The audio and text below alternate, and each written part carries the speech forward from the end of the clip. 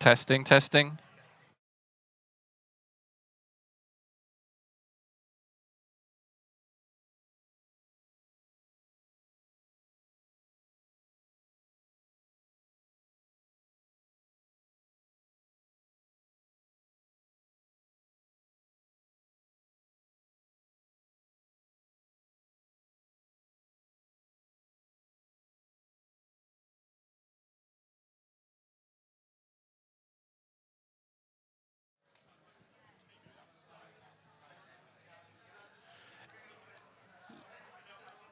Ladies and gentlemen, please take your seats. The event is about to begin.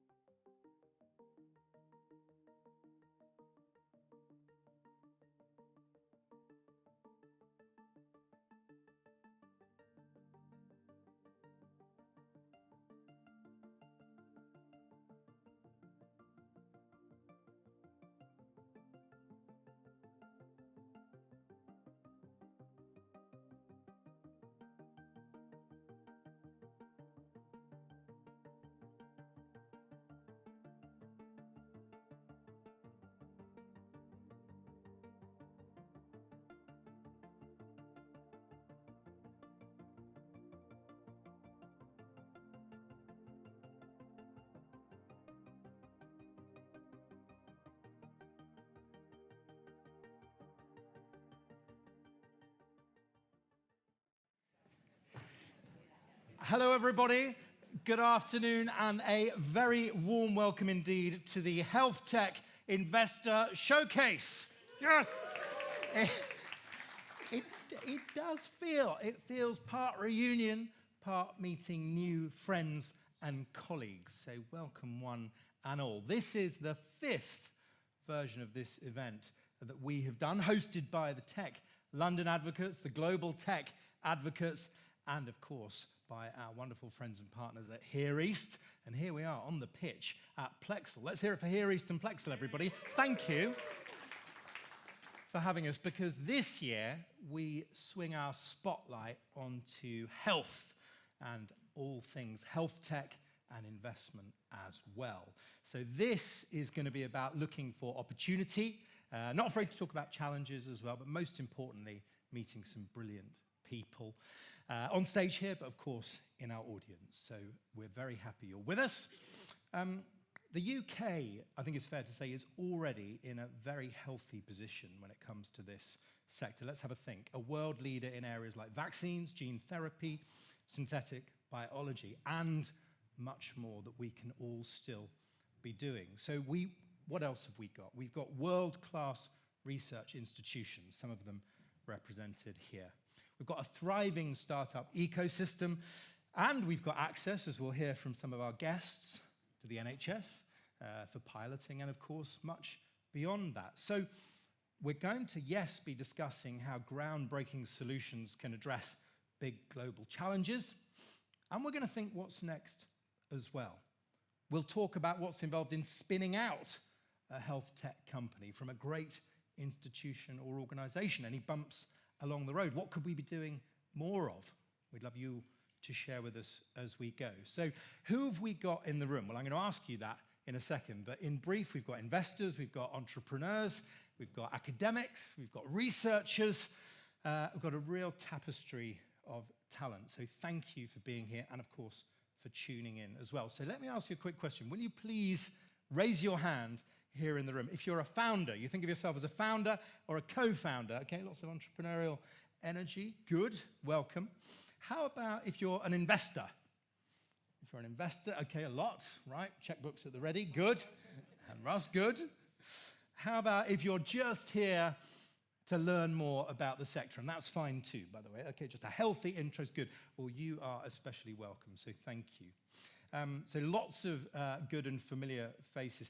Lots of you, Suki Fuller, have been part of this community for many years, and we're so grateful when I see Suki, when I see Af Malhotra here, also co-founder of the Tech India Advocates, when I see James Klein, I think of how fortunate we are to have this constellation of superstars, so thank you.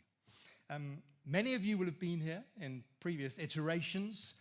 Look at access to capital. Ian Merrick's sitting there. You see, I mean, it's a who's who. Tracy's here. It's a who's who. So we're going to have some coffee and some drinks afterwards as well. But of course, it's not just about who's in the room. So if we all turn to the back, will everyone just give a big cheer and a wave to everyone tuning in? Look back, say welcome, give them a round of applause if they're tuning in. Welcome. We miss you. Wherever you're tuning in from or catching up from, welcome to the Global Tech Advocates community. We'll hear more about it properly in a minute. And we're going to hear from the founder himself, Russ, very shortly, and we'll get a warm welcome, I know, from Mike McGahn as well, and I'm very grateful to him. So my job is partly to keep things running on time, so thank you to all of our panel chairs and guests for helping us do that. Really important request, if you don't mind. If you'd love to share, or if you'd enjoy sharing any snippet of today's event, before, during, or after, our hashtag, HealthTechIS, HealthTechIS, for Investors Showcase. We'd love to see some good conversation across all socials. Why?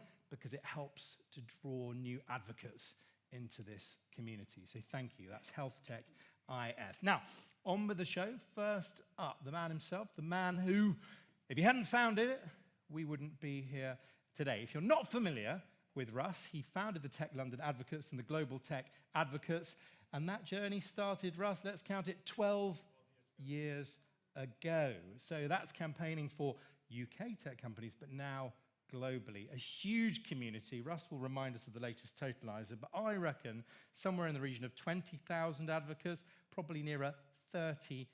London is 20, global is 40 plus. Global is 40 plus. So Russ, as you will recognize, was awarded the CBE in the Queen's Honours in 2021 for services to business and technology. He spends his time shining a spotlight on tech talent around the world. Please welcome the inimitable Russ Shaw. Hey, Russ. Good to see you, Russ. Welcome.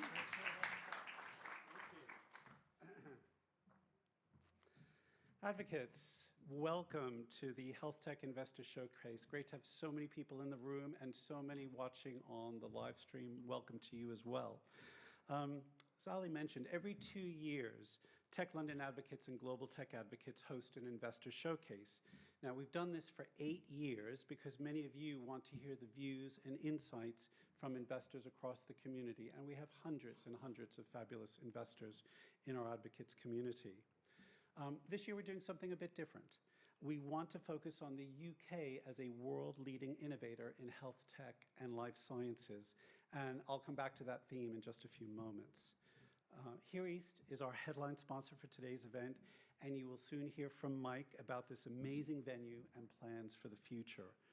Bohurst is our event partner, and I'm delighted that Henry Horwood joins us again to share his insights on tech investment more broadly, and specifically within the health and life sciences sector. Now, Global Tech Advocates and Tech London Advocates are not-for-profit organizations, and everything we do is supported by the generosity of corporate sponsors and the goodwill of volunteers. My thanks to KPMG, Hiscox, Pennington's Manches Cooper, Spencer Stewart, Vorbos, Spencer West, Google Cloud, Hamilton Lee, NAR Labs, and Future Energy Ventures for their support of our advocates community. I'm also pleased to welcome 2 new sponsors this year, Lloyd's Banking Group and Vanta. And it's great to have all of them support our work across the global ecosystem. Finally, my thanks to Ali for being here again. Ali has been part of our journey since our very first event 12 years ago. Ali, we are getting old. It's great to have you back again, so thank you. Now, since meeting here just under a year ago to launch our Tech Manifesto for London, I'm pleased to share that Gavin Poole and I, along with many advocates and some of you in the room, provided direct input to the Deputy Mayor for London, Howard Dauber, in his role as Chief Architect for the London Growth Plan. Many of our recommendations were included in the plan, which launched this past February. Now, also in February, we started a program with London South Bank University to bring several MSc and PhD students into Tech London advocates to help them to build their network and get exposure to our events, like this one. So welcome to all who are here from LSBU. Over the past year, we have significantly expanded global tech advocates to include new groups in Australia, Brazil, Northern Ireland, Boston, Chile, Korea, Suzhou, which is our 6th group in Tech China Advocates, and Indonesia, which just launched a couple of weeks ago, with in-person launches coming up for Saudi, New York, Turkey, Arizona, and Argentina. So with so many communities joining GTA, we were in a terrific position to introduce GTA Launchpad last July, and Tracy Pereira is here on the front row, who's been the key driver behind this platform. This is a resource hub for advocates to assist them with their international market access plans. And if you've not yet visited the platform on the GTA website, I really encourage you to do so. We will host a global kickoff of this platform later in the month in Copenhagen, while also celebrating the 10-year anniversaries of Global Tech Advocates and Tech Nordics Advocates. But let's come back to today's event. And I want to thank Skip Riddle and Bob Mullen, who I know are here. Can you each put your hand up? There they are. Thank you. They have held a number of international GTA HealthTech webinars over the past couple of years, and they've regularly heard from tech leaders and investors about the strength of innovation in UK health tech and life sciences. And they, like I, believe that we should be promoting and celebrating the UK's world-leading position as an innovator in this sector. Now, of course, there are challenges to address, and I'm sure we're going to hear about them today. But we believe it is important to remind our advocates community and a broader audience about this strength, which helps to underpin the UK's position as the 3rd largest tech ecosystem in the world. So, I hope you enjoyed today's Health Tech Investor Showcase. And as I always say, we champion, we connect, we support. And I'll be back at the end of today's event with a preview of what's on the horizon for Tech London Advocates and Global Tech Advocates. Thank you for being here. Ali, back to you. Thank you, Russ. Thank you. See you shortly. Well, advocates, once again, let's have another round of applause for Russ, everybody. Thank you. The best connected and best traveled man in global tech. Thank you for all that you're doing. So what a stunning location. Of course, 2012, the Olympic Park. Today, part of it being here east in this brilliant innovation centre here. Hands up if it's your first trip down to Plexal today. Making your first trip, welcome, right? We're going to meet our host, the COO, in just 2 minutes. But I noticed, and again, I only say these so that I can be corrected, but I think somewhere like 6,000 people work and study. And I won't steal our speaker's thunder, but it is the most terrific range of organizations. And every time I come down here, I have a spring in my step at the quality of people I meet. So we're so grateful to you for having us. You're really epitomizing the collaborative spirit that makes this city and this country great. So let's welcome the COO of Here East, Mike McGann.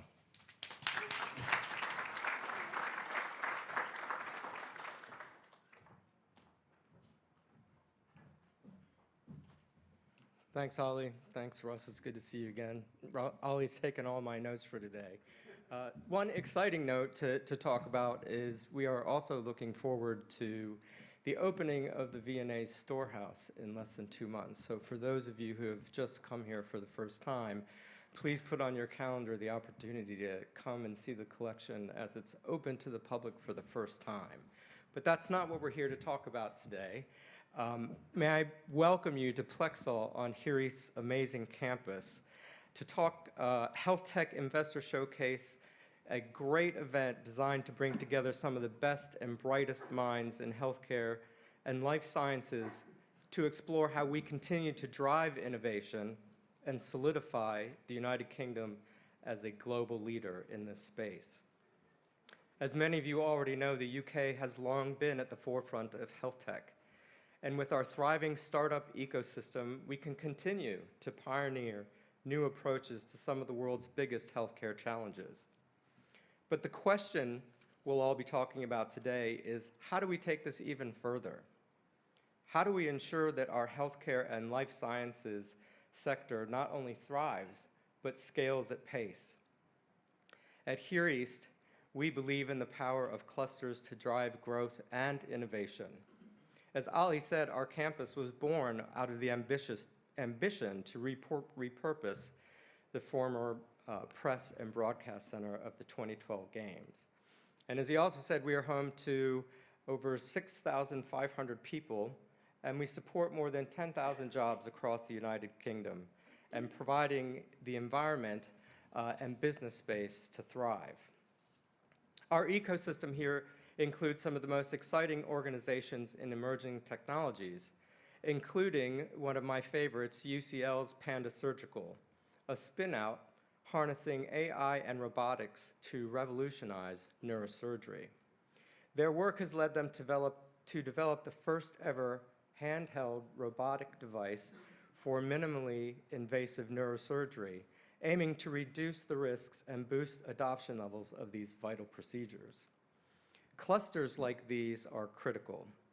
They create the condition for collaboration, bringing together academia, industry, and policymaker to accelerate ideas and then bring them to market.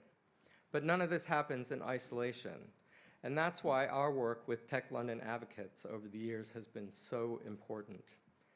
TLA has been instrumental in fostering connections between investors, entrepreneurs, and policymakers, helping companies scale and succeed. So again, I'm delighted to welcome you here this afternoon, and a special thanks to TLA. It's been an amazing relationship that we have had with you, and we look forward to continuing this relationship. And I'm sure there'll be great discussions, great networking, and we'll all walk away having learned just a little bit more about what we can do in this important sector. Thank you very much. Thank you, Mike. Thank you, Mike and the team, for having us. So before we get into our first panel conversation, I think we thought it would be a good idea to set the scene, and nobody better to go to for that than Henry Warwood. Now, Henry set up Bowhurst's research and consultancy unit. I'm always reassured to see Henry on a program because I admire how he can step back and help us to see a bit of the bigger picture. So what's really going on? So this presentation, I don't think is classified. Henry, don't mind if we share this beyond these four walls. So thank you. So business, finance, entrepreneurship, tracking the deals that are happening across the ecosystem. That is what Bowhurst does so brilliantly. So it's Liberation Day. Let's liberate the one and only Henry Warwood, everybody.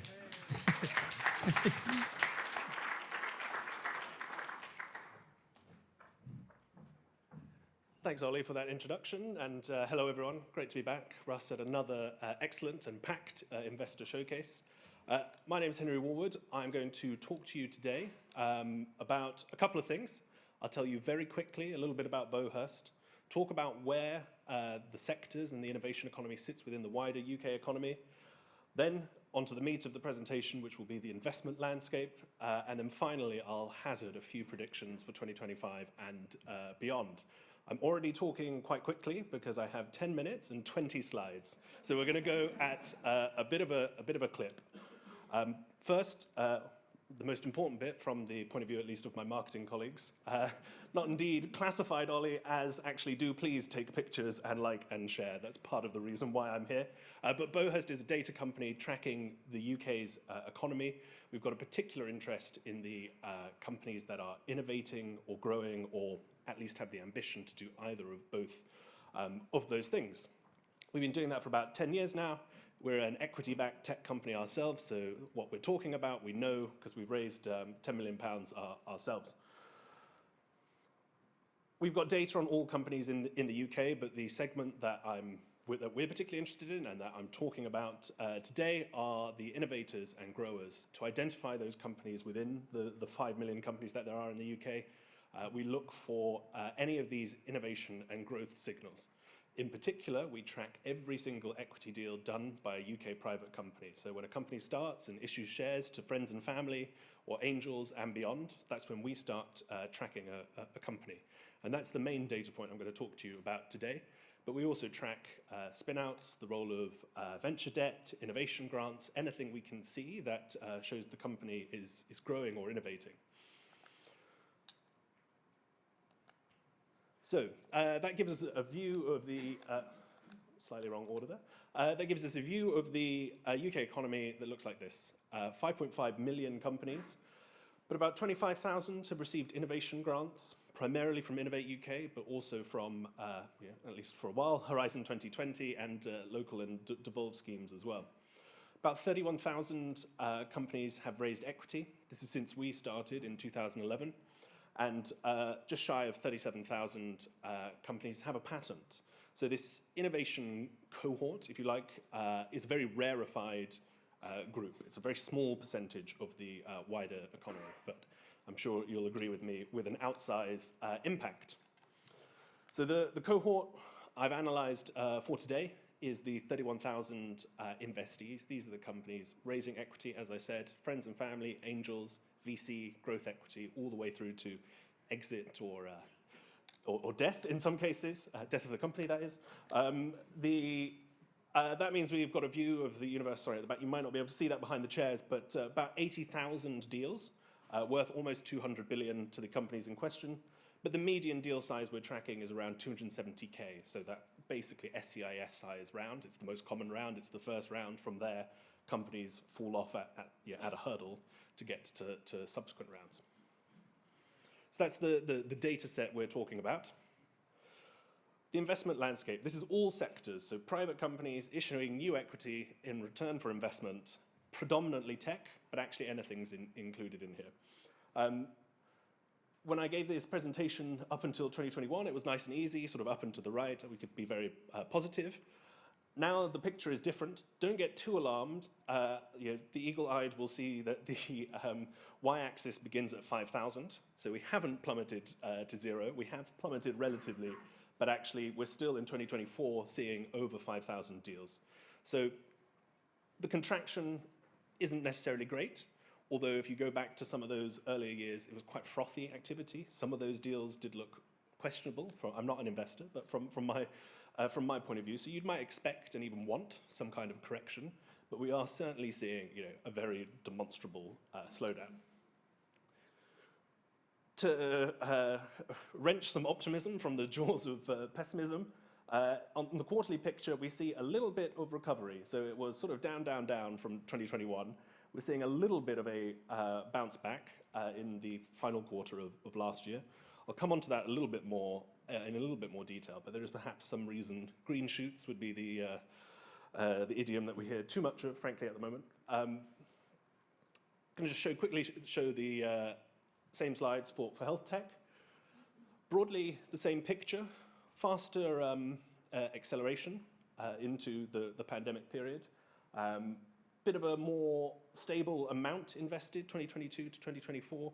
The deal trend, broadly similar to the wider market. So perhaps the amounts being sought are a bit more stable in the health tech sector, but it's still, as a sector, being buffeted by the exact same trends that we're seeing across the UK. Again, you see the same bit of a bounce in the final quarter for the health tech sector. Top investors, I always put this slide in for any entrepreneurs in the room who are fundraising at the moment. These are the top investors into health tech in 2024.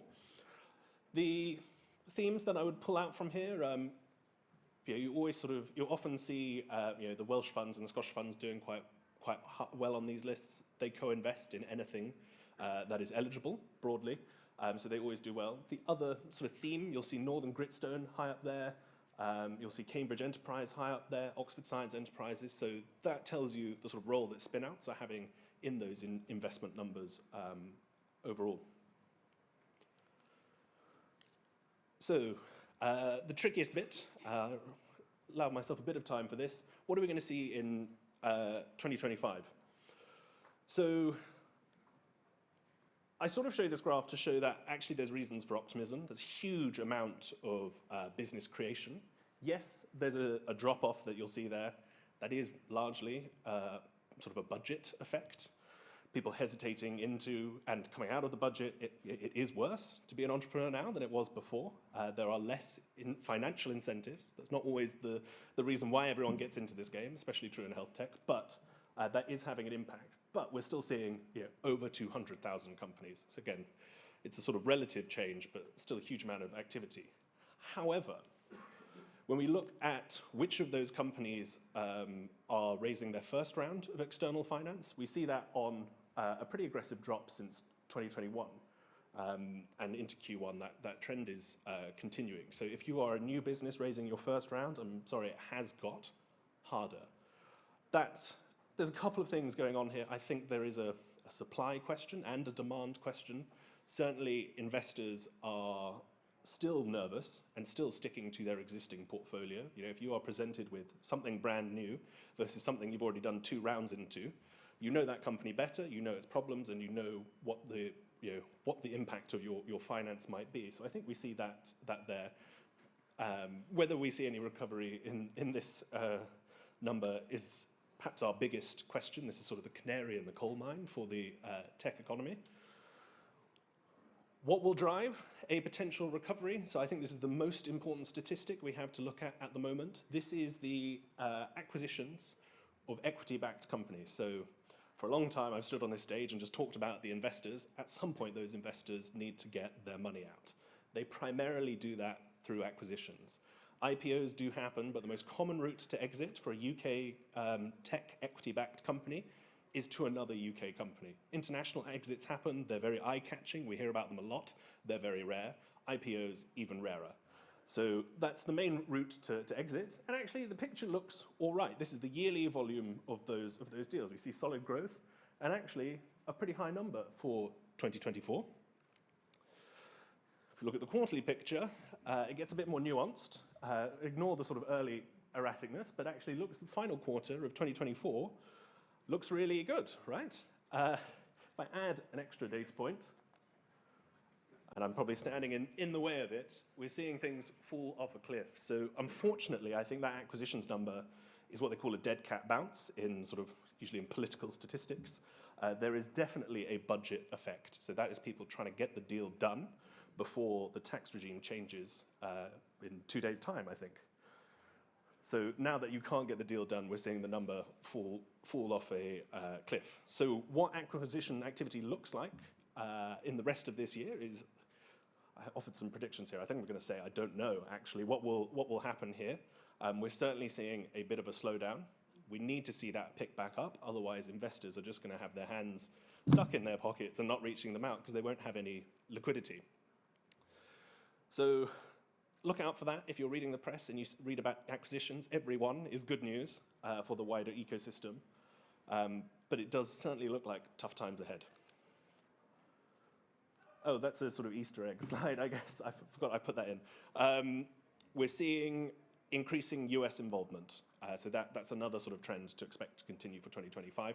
The larger the deal, the more likely you are to involve US capital in your deal. And that trend has also consolidated over time. So we're only seeing that increase. The bigger the deal, you're more likely you are to have or need, at this point, US investors. So if you're looking at doing big raises, you should start talking to the US early.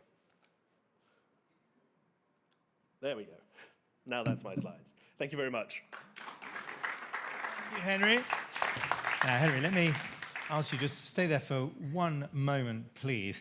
I mean, did you have to put that final quarter in there? I mean, you just plummeted for us there. When you get out your heat map, we've got deals, London obviously world-class in fintech, a lot of climate tech deals over the last few. Where does health feature in terms of that heat map? Yeah, we, more than any other, not than any other, but more than the average for the tech sector, you see a golden triangle concentration. So despite the efforts of some of those investors that I pointed out, like Northern Gritstone, we still see it hugely concentrated. Not so much in London, it's about average for London, but then you see east of England and southeast, a real concentration for health tech and life sciences. And we've got Mercia with us on stage today, for example, in terms of the Northwest. Also, though, I'm talking about heat in health as opposed to the number of deals going on in, as I say, clean tech, fintech more broadly. You know, how does it shape up, if you like, as a sector? Yeah, I wish I had better news. As I say, it's nicer to be able to come up here and say it's all good and rosy. I think it's very, very similar to the rest of the tech sector. Yeah. The headwinds that are affecting average software investors are also affecting health tech investors. Right. And it's that liquidity pressure point that is the main problem that everyone has. Right. And again, I am putting you on the spot here, Henry, so forgive me. Any sense of how long these companies are taking before they then seek that outside investment, and to what extent that's changing? Yeah, if I was to really try and have a positive interpretation on that graph I showed about the first-time deals, you're seeing that especially across AI sectors, or sectors that are using AI, that they can go further, earlier, for longer. That's not quite what I mean, but the time to first raise is taking longer, and it seems that's not just because of difficulty in raising finance, but actually because you can do much more with less. Right. Further, earlier, for longer. The Duracell bunny of UK deal-making. Ladies and gentlemen, please join me in thanking Henry Warwood. Thank you, Henry. Good to see you. Thank you. Got a sort of Daft Punk sort of remix coming up for the next time. Right, so name-checked there. Oxford Science Enterprises, if only they were on our next panel, of course they are. Please welcome up our next trio to the stage. Caroline Cake, who leads New Health. Heather Roxburgh, who's the Health Tech Senior Partner at Oxford Science Enterprises. And your moderator for this discussion, who's the Chief of Commercial Operations at Vorbos. Please welcome up in the chair, Jason O'Malley. All three of them, welcome. Welcome, come on up. Okay, good to see you, Karen. Thank you, Jason, over to you.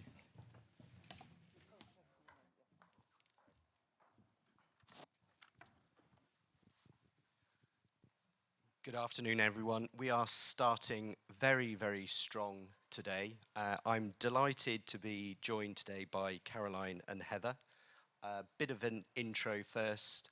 On my far right, Caroline Cake is the CEO and co-founder of New Health, a spin-out, one of many from the University of Oxford, developed from 10 years of research for Parkinson's and dementia. Welcome, Caroline. Thank you. And nearest to me, Heather Roxburgh is the health tech partner at Oxford Science Enterprises. You have the enviable task of leading the health tech team to identify new opportunities, catalyze the creation of transform new businesses, and scaling up the existing portfolio. Welcome. That is me. Yep. Glad to Thank be you. here. So, 20 minutes today, we'll get straight into the questions. The first question I'm going to ask is to both of you, but we'll start with you, Caroline, if I may. What would you say are the biggest challenges that spin-outs are facing today when moving from research to that commercialization phase? So I think I'm slightly cheap by saying there are huge opportunities for spin-outs. So first of all my kind of caveats and things is a massive, what you'll get from a spin-out in terms of the expertise, the experience, the kind of the brand reputation you get is enormously valuable. So there are challenges associated with it, but the challenges are associated with having that in mind behind you. So I'd say the key challenges are that you're taking things from a research environment into a commercial environment. They're different environments. Even if they're kind of clinicians working in a research environment and also and they're used to doing clinical work, actually what it takes to sell into the health system, into health providers and health payers is a completely different environment that you're working in. So it's effectively you need to have the understanding of that new environment you're going into. You need to have then the skills and expertise to be able to function in that environment. And so you need to be able to build products that are of the level that would sell into that environment. So that might be both in terms of the quality systems you've got in place, the regulatory systems, and then have a team of people who can work within that sort of environment. So that it's a different business you're building. Got it. Thank you. And yourself, Heather? Yeah, and I think it can be quite challenging to figure out when's the time to move from research to product and when's the product's ready to go to market. I think there can be a tendency sometimes to think that it has to be absolutely 100% perfect and to wait for the Rolls Royce, when actually it can be fine to go to market with your first product. It's a fiesta, you can test the market appetite, you can make changes to it. So I think that's particularly a challenge when trying to work with researchers from a university who are probably used to doing things that are 100%. So I don't know how you found that, Caroline, but that's something to... Yeah, I think that getting that sense of learning and getting it into patients' hands, into clinicians' hands, and getting that real direct feedback is certainly something that you have to instill that culture very early on in the organisation. And I think the other challenge is around actually understanding what your value proposition is in health tech. I think a lot of our innovations come from researchers and clinicians who are working in the NHS. And I think the US market is very different to the NHS, how it operates, the financial incentives and the drivers. And it can be very hard to understand how to take your health tech product that has initially been designed for NHS clinicians and the NHS payer in mind into the US market. I think that's the challenge. I think it can be corrected by bringing in expertise very early on and thinking that through at the early stages of product development. But that's, I think, certainly one area that many UK health tech companies struggle with. Got it. And just a follow-up question to that, how do you decide when is the right time to change the people in particular? If you've described a situation where the environment they've got to work in is very different, how do you make the decision on when to change the people as you go through that? I mean, maybe we'll come from slightly different perspectives on that one. I would say actually you anticipate that. So you come in knowing that there's that trajectory and you hire into the roles. I think you don't want to be in a position where you're having to then change things because effectively you haven't anticipated it's going to be that. Well, you set it up from the start that you know that's the journey. And I think that's one of the things as you're spinning out, you need to have a long time cycle on this. It's not something you're doing to see what happens in a year. You're looking over the next 5 to 10 years. So then think through the team that you need for that. Yeah. I think it's less about changing, it's more about talent to add. And then to Caroline's point, thinking about it from day one. So at OSC, we have an really experienced talent team that sit down at the point of spin out and help think about, okay, what's the talent that the company needs in year 1? How do you need to augment that in year 2, year 3, year 4, year 5? So to go mapping that out from day 0, I think is really important. Brilliant, thank you. And next question is for you, Caroline. New Health heralds from the University of Oxford, obviously, which has produced more spin-outs than any other institution. Can you walk everyone in the room, please, through the process you take to take a health tech innovation from that R&D phase through to market? Yeah, good question. So I'd say from my kind of journey of going through it was, first of all, finding the team you want to be working with. So I came to it with a kind of hypothesis, a thesis of what I wanted to do and what the company needed to do, and then need to find the research team to build it. So it's a slightly different way around to a research team than wanting to spin it out. So first of all, it's getting the right team in place. And actually, I worked with about 4 different research laboratories before I got to the right one. So it did take a little bit of iteration there. It's then about actually understanding what investment you're going to be needing for it. So what is the business model you're putting forward, and what do you need to actually have behind you? And then starting to find out what are the sources of that investment. So for us, it ended up being Oxford Science Enterprises, but you may look at other variety of routes on that. And then there's the spin-out process itself. So you're then working with the university to agree the terms and the arrangements associated with that. And that takes a period of time to go through. You've got to get all the data and you've got to agree what it is you're actually spinning out. And then alongside that, you also need to consider, in our case, data as well. So what you're doing with the data, so you've got the IP, you've got the know-how, you've got the kind of algorithms aspect in it, but then we also needed the data alongside it. So there's a number of steps we needed to do. And then also you need to have good legal advice as you're going through this, because it is actually quite a complex process that you're going through. So for me, it was about, from very beginning of kind of concept through to spin out was 11 months. So it gives you a kind of sense of the time taken to do that. Fantastic, thank you. And what advice would you give founders going through that process, perhaps for the first time? Tenacity, resilience, patience, so all those things. So there's a lot of things where you're bringing a lot of different stakeholders together, and a lot of people are coming from different backgrounds. So understanding everyone's got different perspectives, be it the investors, be it the research teams, be it the university, be it the potential partners, customers you want to work with, or the new members, team members you're bringing on board. So I think just understanding people are coming at this with different objectives, and therefore trying to understand and build a kind of a future that can work for the different stakeholders in that. Wonderful, thank you. And specifically with reference to investors, in your experience, do they all look for the same thing? Do people have to prepare for having multiple different views? How would you prepare people for that?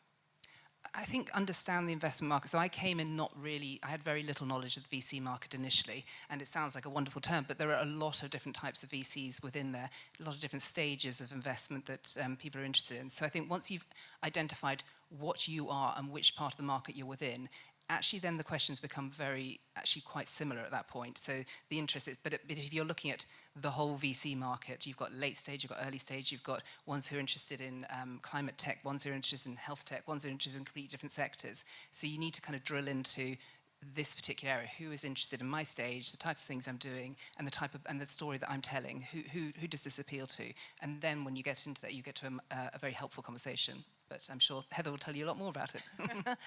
I think that's exactly right. I think it's had a little bit more nuance to it. So I think there are different types or different flavors of health tech investors.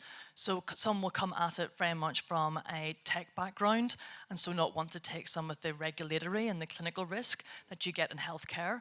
I think others will come at it from more of a consumer D2C background, and they'll be more interested in some of the metrics that you have, Caroline, around patient engagement and retention on the platform. And then you have another suite of, I'll call them more traditional healthcare investors, maybe more traditionally maybe on the therapeutic side, but looking to extend into health tech as a new emerging area.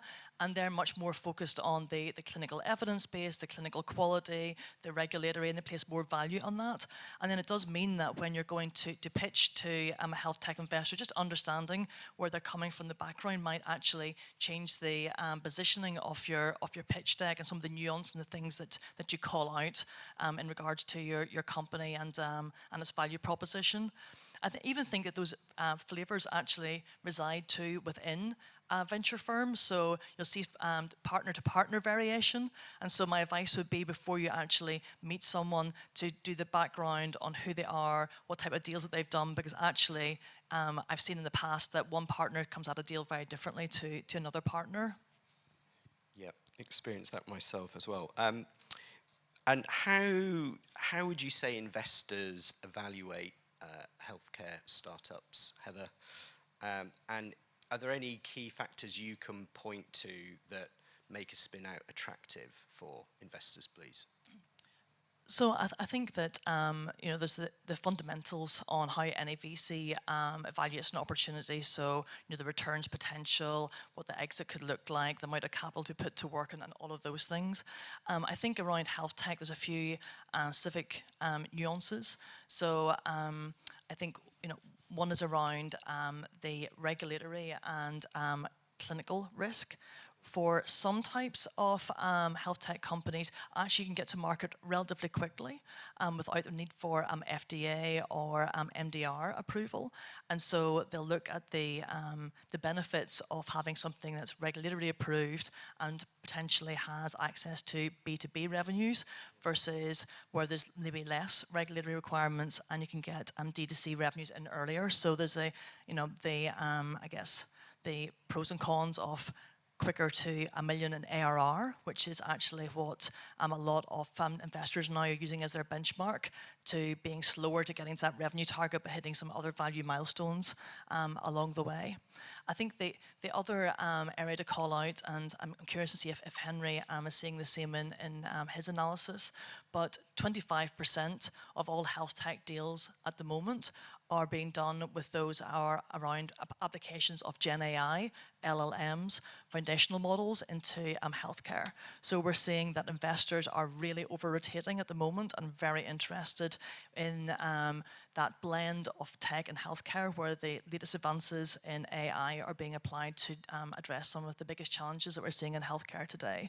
So if you have that in your pitch deck, you'll definitely get a lot more investor interest at the minute. Got it, thank you. And just thinking about the graphs we saw in the previous presentation, the trends we're seeing with respect to investment generally, what are your thoughts on those trends and what you expect to come next? So I think my observations are very similar to Henry. So there was definitely a froth in 2020, 2021. We were seeing at one point, I think SoftBank was issuing a term sheet a day, was some of the anecdotal reports. And what we've seen is a market correction for that. And I think we've seen it in two ways. So a lot of VC funds have been holding money back to support their current portfolio. They're not putting it to work in new deals. And they're doing it in a way to hope that their existing portfolio valuation will actually rise to meet the previous targets. So we're, sorry, remind the question again.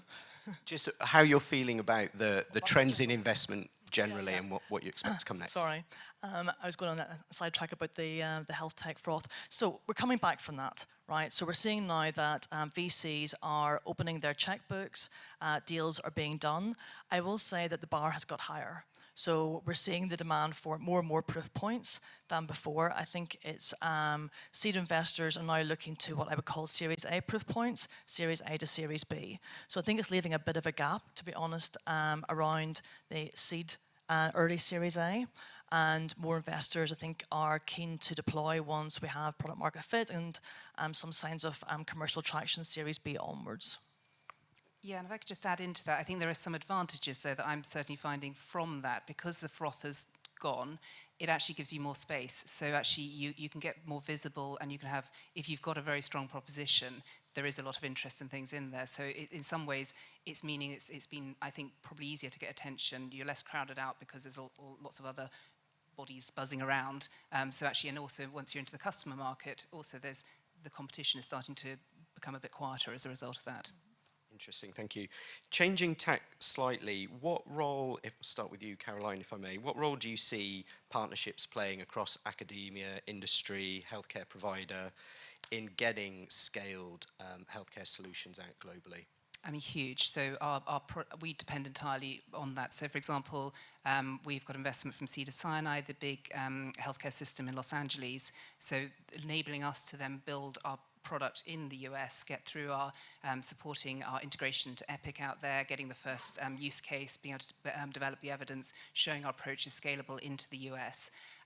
That is entirely because they are a health system and they can make that happen and enable that from that perspective.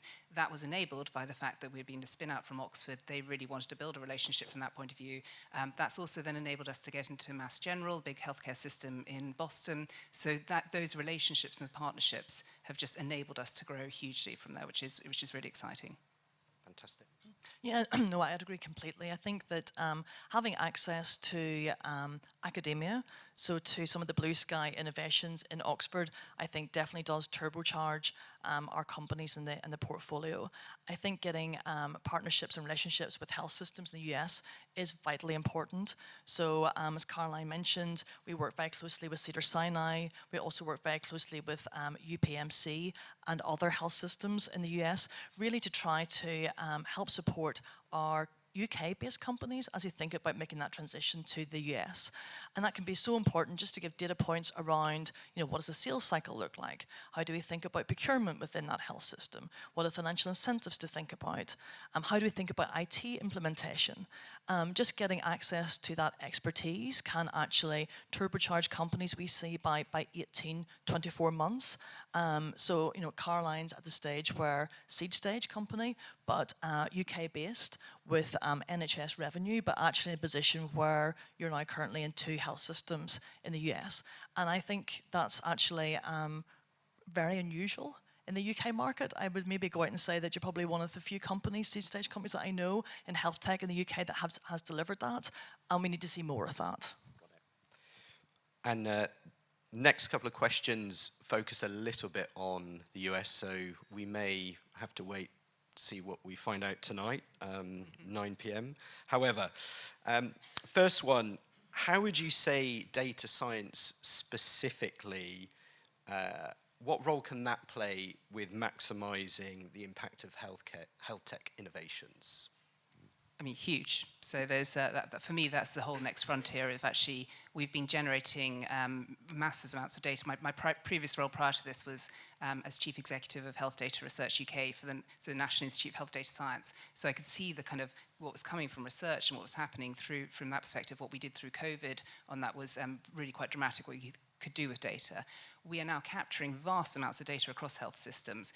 What we're using of it is tiny, and the amount of benefits you could address in terms of shortages of specialists, access to difficulties in accessing specialists, being able to manage conditions more effectively at home, educating the patient to be able to manage their condition more effectively. You could then manage huge issues that we're seeing of admissions into hospitals. So, for example, dementia, about 25% of hospital beds in the UK have patients with dementia in them. That is huge. That's probably one of the biggest problems facing the NHS.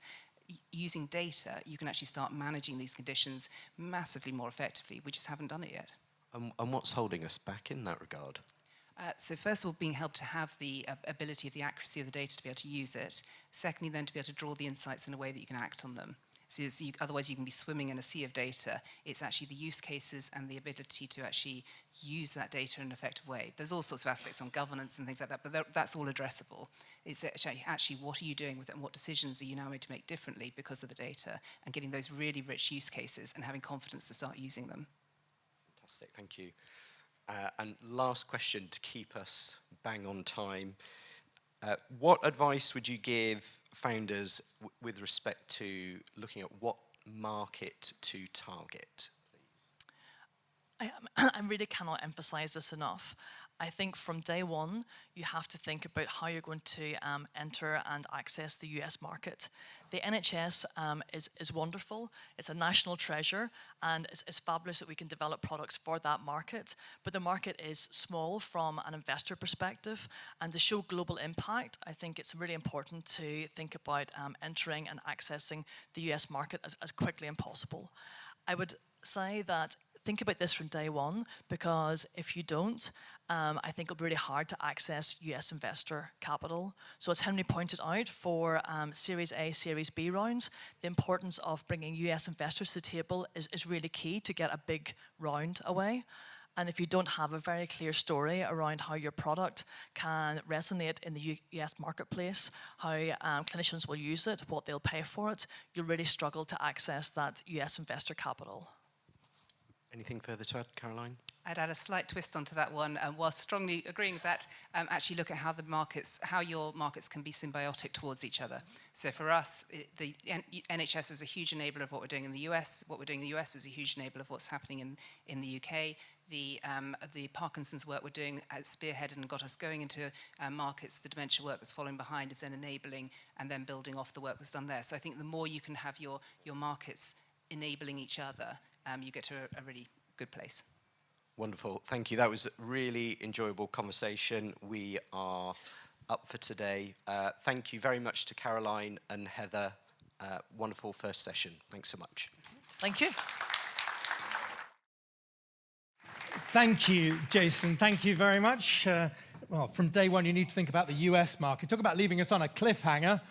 All right. Well, let's invite our next three guests up. As they come up to the stage, why don't you all be upstanding if you'd like to say a quick hello to your neighbour. Come on, everybody. Let's get up. I'm asking you to stand up. Here we go. Come on, everybody. Don't worry. No star jumps, no burpees if you don't want to. Sorry, something I ate. Anyway, say maybe your top reflection to your neighbour on what you've heard so far. Let's go. Come on.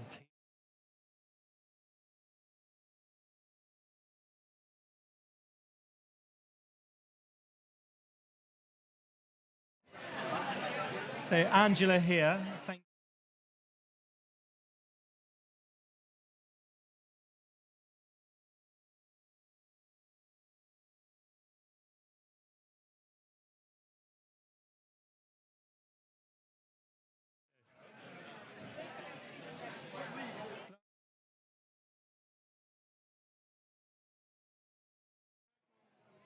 There you go.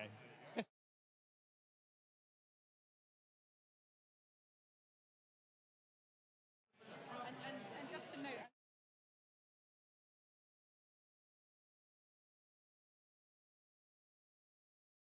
Everybody, thank you. Please have a seat. Thank you, everybody.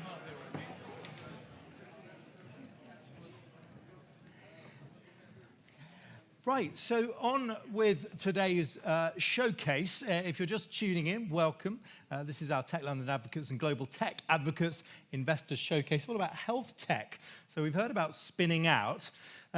What about the UK as a source of huge opportunity in itself? Let's explore a little bit more with three great guests. Dr. Angela Kukula is sitting next to me, who leads MedCity. We'll hear more about it, but essentially, Angela, fostering collaborations between biotech, medtech, and pharma companies. MedCity, a concept, a physical place. Just paint us a picture. So we are a bit of both, really. So we do have a physical office on South Bank, but it's not a place that people come to. It's a place where we live. Yeah. But we have three main aims. One is promoting and celebrating life sciences in London.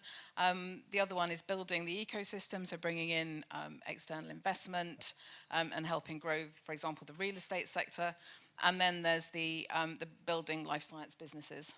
So working with individual companies to help them to raise investment, grow, find spaces, etc. Excellent. So we'll see the world through your eyes again shortly. We also noticed that you are the Director of Life Sciences at London and Partners, a hugely trusted ally and collaborator of this network here. So thank you for everything that you're doing. Next to you is Dr. Robert Hornby, Investment Director at Mercia Ventures, name-checked a little earlier as well, but particularly deploying from the EIS and NPIF. So I think that's the Northern Powerhouse Investment Fund. Yeah. Right, so this is particularly geographically, where does this put us across the UK? Yeah, so I suppose the high-level thing for Mercia is we provide 1 to 10 million equity or debt checks nationally. We have a number of different funds under management, MPIF, Midlands Engine funds, EIS funds, VCT funds, but fundamentally can invest anywhere in the country. I think we have a portfolio of 250 companies today, various different stages, and keeps us busy. Right, so we want your bird's eye view on that as well. Right, another trusted ally of lots of entrepreneurs known to many of us is our final guest here, Dominic Kennison, who is with HSBC Innovation Banking. Now, specifically working with, obviously, CEOs and CFOs. I noticed, though, Dominic, you've also got an incredible track record with very large pharmaceuticals as well, Pfizer, Sanofi, AstraZeneca. Where in the world were those chapters of your career? Yeah, I've been a little bit around the block, I think, in my career. So I moved to London 2 years ago after a 9-year career with Bayer Pharma, and where I did corporate venture work. So I've also worked in hospitals. I've seen a little bit of everything. Yeah. And my role at HSBC Innovation Banking is to really be a partner to those CEOs and those CFOs that you mentioned. Essentially, the entire bank is set up to de-risk that scalable pathway for companies to grow. Right, so on that, it's a global perspective as well. I'll get told off by saying sometimes we Brits are afraid to blow our own trumpet, so we shouldn't be afraid if we think there are things worth celebrating. Let's talk about them here, and then let's be real about the challenges as well. So why don't we start with you, Dominic, on this? What makes the UK an attractive hub for health tech? Yeah, I think the UK is brilliant for health tech. In part, what we heard on the panel previously. What I learned and what I've learned in the last 2 years is that these venture capital trusts, the SCIS and the EIS, were set up about 15 years ago. And I think when you have that university ecosystem, the oldest university in the world, then you have Cambridge kind of competing. You have a very old city like London with a lot of talent. So you have that golden triangle with a lot of resources, a lot of access, and that's really challenging to replicate in most places around the world. So I think for an early kind of ecosystem, you have everything you need, global community, world-class talent, that's difficult to replicate. I think, and probably what we'll touch on is, how to get over or past that kind of Series A mark. And so I think we have seen from a policy perspective, more people talk about growth capital and injecting growth capital into this ecosystem so that companies can have more tangible and fungible pathways to scale. Yeah, so it's that next series of chapters as well. Angela, what would you add to Dominic's list on the attraction front? Well, it's a real great talent pool, certainly within London and the rest of the UK. So in London in particular, there's about 100,000 students studying science and tech subjects at any one time. So massive talent pool, a real growing ecosystem as well. There was a recent study that said that that London is now the top place globally for AI in health, and that is borne out by people like Google bringing their big head office into London, or their European head office, I should say. Obviously, they're not moving out of Silicon Valley, I don't think. Except DeepMind headquartered out of London. DeepMind is in London, absolutely. But then you've got people like Recursion coming in. You've got Microsoft at Paddington Life Sciences, so a real global centre for AI in health. Okay, and we'll come back for more on this, but for now, Robert, broadening it out the UK perspective, what should we be proud of, and be as specific as you like? I mean, I think you've touched on most of the points. I mean, I think we're quite unique in a sense that we have, I suppose, leading research, a lot of blue chip companies, real scale, but then we are quite small geographically, have a very diverse population. And so if you're developing a medical device or a therapeutic, it's quite an attractive place to do that because you have the entire ecosystem there in a small area, but then you have the population to, I suppose, trial that onto. So I think that's quite unique versus a lot of other countries in the world, really. Right, and then forgive the ignorant question, how are you bound in terms of where you can invest, and what happens between investors in terms of sharing opportunity? How does that behind the curtain look? Yeah, so I think historically we were quite bound. So we were largely, I suppose, a regional funder in the past. I think that we've kind of gone beyond that now that we are national. But I think there are still those pockets that I think a lot of the capital is still in London. I think perhaps it is challenging to see beyond London sometimes in terms of the opportunities, the hubs outside of the the capital. I get it because there's loads of great stuff here. But I think what we're trying to do is really, alongside the likes of Northern Gritstone, sort of find these attractive assets within the UK, maybe not as obvious, but then bring in that capital from elsewhere. When you say assets, what do you mean by that word? Sorry, I mean companies, technology, people, kind of anything that is attractive. Right, asset sounds like the FBI, right. So Dominic, just pick up on Angela's observation around talent, a wealth of talent. How does that play with the conversations you're having with the CEOs? How, to what extent can they get their hands on the talent they need? Yeah,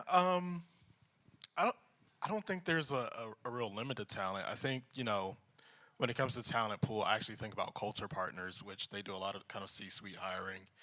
And I'm in touch with Ian Coyne at Coulter on an almost at least a weekly basis.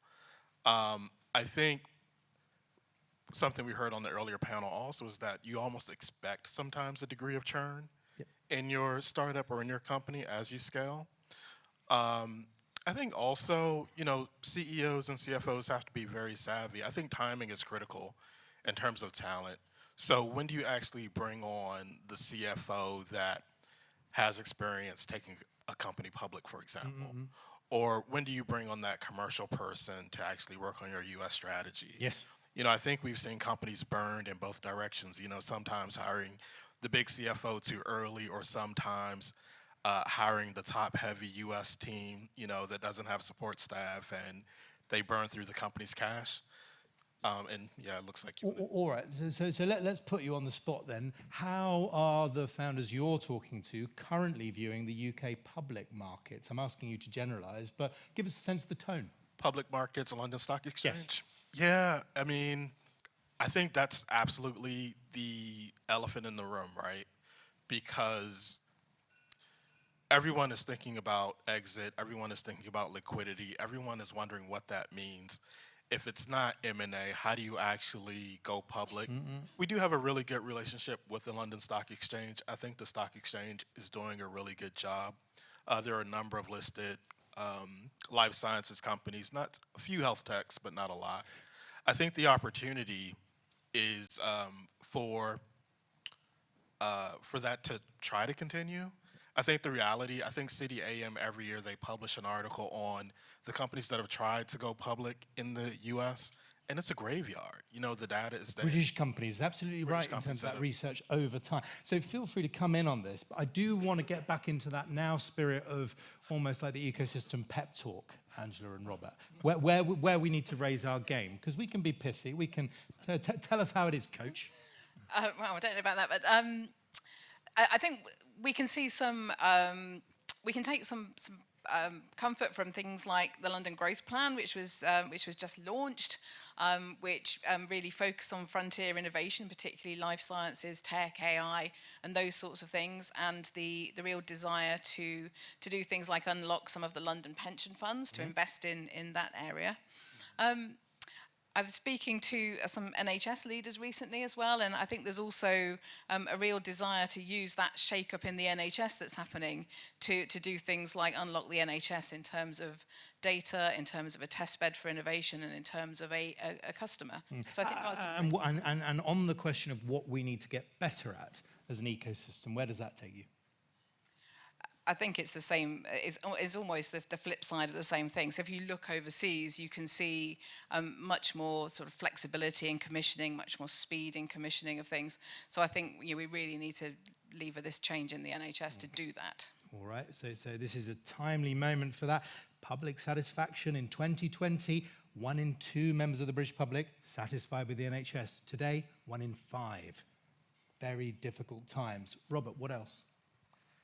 I mean, for us, the thing that's made the biggest impact to our companies is talent, really. It's putting the right people around the business at the right stage. And I think that's where an investor can play a really good role, a really supportive role, because you've seen a lot of businesses, you've seen them at different stages. And, the points around when do you hire the FD, when do you hire the US sales force, those are things that I suppose we can support with. But I think it's sort of making those decisions, quickly recognizing your limitations and when you need support. And I think, we've got to be more proactive with that. But I think on the flip side, actually, when we have people that have been successful, we need to encourage those people to stay in the ecosystem, come back in, either invest or get involved, and sort of perpetuate it. Because I think the US has nailed that. I think and do you think there, Dominic, because of course famously your predecessor, Silicon Valley Bank, a trusted connector in its own right. I just wondered to what extent, building on what Robert said, you think you've got a role to play in forging those connections? Oh, 100%. I think, part of why I'm here is for that. And I have to thank Bob and Skip, because we've been, I think, working with the Global Tech Advocates and Tech London Advocates HealthTech for quite a while now. And even last week, I had those two gentlemen at my office where we kind of unpacked this topic around consumer health tech, where I had Tamara Orlova, the CFO of Flow Health, on a panel. I had one of the co-founders of Fertility, Natalie Gertrude. I had Limbic AI, really fascinating company with NHS relationship, as well as U.S. kind of hospital relationship. I had HelioSex, which is a business that no one knows about, homegrown here in the UK, bootstrapped, planning to do about 600 million in turnover this year. And so I think that kind of ecosystem view, we do try to unlock best practice, because I think that helps us as a bank, because all ships can rise, so to say. Yeah, with that tide. And just specifically, I suppose with your Med City hat on, specific opportunities that you see in health tech, especially here in the capital. What do you notice? I mean, there's some great accelerators happening, actually. So for the really early stage companies, you've got things like Digital Health London, which is really highly regarded. You've got London and Partners Grow London Global program for Brilliant those that program. are scaling up overseas. And we've got a dedicated health tech stream at London Tech Week this year. So there's some great opportunities to get in front of customers, partners, and to scale and grow. Great. So that's the second week of June, London Tech Week. Second week there. June. Please. The Tuesday is the health tech. Exactly. Good. Right. We will be there. So going back to that thought of growth, our favourite word in the UK, Dominic. In terms of what's driving that growth, what do you see? How does that boil down? Healthcare has always been a social enterprise and a social business, so it's always people. And I mean, it's no secret that the Western world, post-World War II, aging demographic. So, I mean, that's really the driver for growth. I think when you kind of break down every healthcare ecosystem through that lens and the 4 Ps, provider, payer, patient, policymaker, then you kind of have to, I think, strategize in terms of like what that growth really means and how to unlock growth. So here in the UK, for example, we've heard about the NHS, and we also heard Noi Health, where, their growth meant like leaving the NHS. And I think, part of your earlier question, that has to be part of the equation if you actually want to be a VC-backed company in this ecosystem. You can't rely, from a bank's perspective, you probably cannot rely on a single payer, to actually be considered a feasible investment. I wonder though, Don, I realise we're on a very public stage here, so let me put it gently. Chatham House rules. The mindset of the CEOs, and Robert on this as well. Advice from our first conversation. Priority 1, day 1, think about how you're going to access the US market. At a time when we could argue that the overtures from the other side of the pond are not always friendly and warm, to what extent is that resonating with the founders you're working with, or are they turning their eyes to the other many exciting global markets? Dominic, then Robert. That's the million-dollar question, right? And I think it's, of course, wait and see. I am a U.S. citizen. I do have a U.S. passport. I think, we are looking at London is open. I think we are keeping a close eye on the FDA changes, on the Health and Human Services changes. I think there are relatively seismic shifts around the U.S. healthcare system right now. How that plays out commercially, a little bit to be determined, potentially wait and see. I think it should encourage founders to be more creative on, whether it's home, whether it's Europe, whether it's, Hong Kong, for example, or somewhere else in the world. I think you have to be creative. Okay, well, Tech Hong Kong advocates are with us as well, tuning in. Now, Robert and Angela, feel free to come in on this as well. Yeah, I mean, I think as it remains today, the US is still the biggest opportunity for any of the companies we work with to go after. So looking at it right now, it's a no-brainer that you keep going down that route. And I think even with some price compression or efficiency, it is still by far one of the largest markets to tackle. That being said, we've had evidence recently of a few portfolio companies being hugely impacted. Like, for instance, one medical device business had a partnership with the VA, Veterans Association.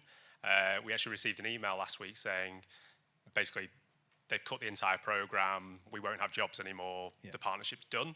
And so things like that was probably the first example we've seen of basically Doge having an impact on a company. Yes. And so that probably crystallized the view of actually we do need to think maybe a little bit differently and what are the strategies. The tectonic plates. Angela. Yeah, so I agree that certainly historically US has been the biggest market, but we are starting to look at other markets as well. So for example, our health tech trade missions this year are actually to Canada and Australia, and we're not going to the US this year, so trying to open up some other opportunities. And we went to Asia Pacific, China last year as well, so I think there are opportunities outside of the US that people could look at.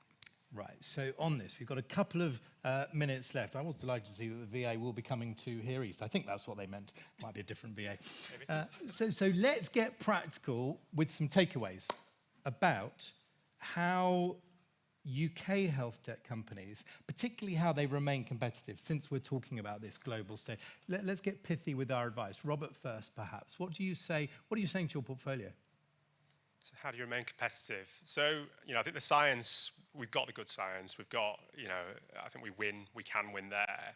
I think where we maybe fall down is believing in ourselves and surrounding ourselves with the right people and sort of recognizing that we've had successes in the past, bring that talent in and sort of learn from, their mistakes. So I think I'd almost encourage companies to, you can look for accelerators, you can look for the advice through those programs, or you could build your own accelerator. Go and find the person that is the expert. Interesting. Rope them in and learn from them. I remember a masterclass on a mission we led out to San Francisco in which the conclusion was very, very simple. It was, you need to stop being so British, point one. It really isn't helping you. And point two, we love the British thing. Keep doing it. Clear as mud. Now, Dominic. Yeah, I think I would look upstream a little bit and reflecting on the last panel as well, because I think as a founder or as a founding team, it's best to plan to the end. Understand what success looks like. Understands what exit looks like for you.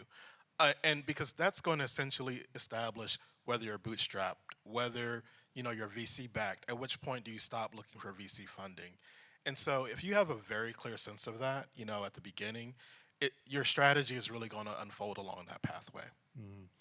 I've got more questions, but they're going to have to wait till our very short break in a minute, Dominic. Angela, a final sort of guiding word for our founders in the room. I think from my point of view, it's kind of remember the human in the equation. So it's probably a combination of what Rob and Dominic have both said. So human-centered design and design for the end user in mind, as well as the end market, whether that's the clinician or the patient. Yeah. Wise words indeed. Now, our conversation took a very topical turn, hopefully for obvious reasons, but within the context of a really global community. So I'm really grateful to you all, to Angela, to Robert, and to Dominic. Thank you very much indeed. A warm round of applause for all three. Now, as they get ready to leave the stage, I thought we'd take maybe just a very brief break. It's not all leave, all come back, but we'll be back in maybe 5 or so minutes for our next brilliant discussion. See you very shortly. Meet your neighbor, and we'll see you back here in about 5 or 10 minutes. Thank you. Usher you back across the AstroTurf into our seats. If you're joining us back online, welcome back. Hope you've had a chance to flick the kettle on. Nice to see you. Or if you're catching up, hope you've been enjoying it. Welcome back, everyone. Roll on across the pitch. Welcome back, everyone. If you're stage side, if I could usher you back into your seats. It's a hubbub. It's a hubbub. All right. Thank you, everybody. Thank you. Welcome back, Your Majesty. Suki, if you'd like to take your seat. The High Priestess of Global Tech. Very. Back to the fuchsia. All right. Welcome back, everybody. All right.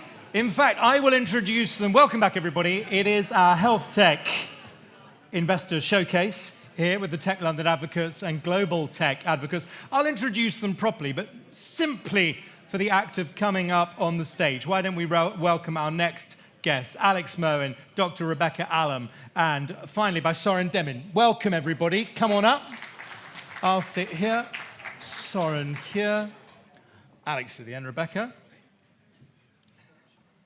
So we're talking, I sound like Dr. Spock, about the next frontier now. Welcome one and all. Let me tell you, Amazon Web Services needs no introduction at all. That's where Alex Merwin is based, but specifically head of growth, healthcare and bio startups at Amazon Web Services. So experience from 2 successful unicorn startups. So you're sort of, multilingual in that sense. Alex, just give us a sense of how you support startups in practice. So first off, it's wonderful to be here today, and what an incredible audience and discussion so far. So AWS provides agile, flexible, and cost-effective infrastructure to help startups reduce the time to clinical value.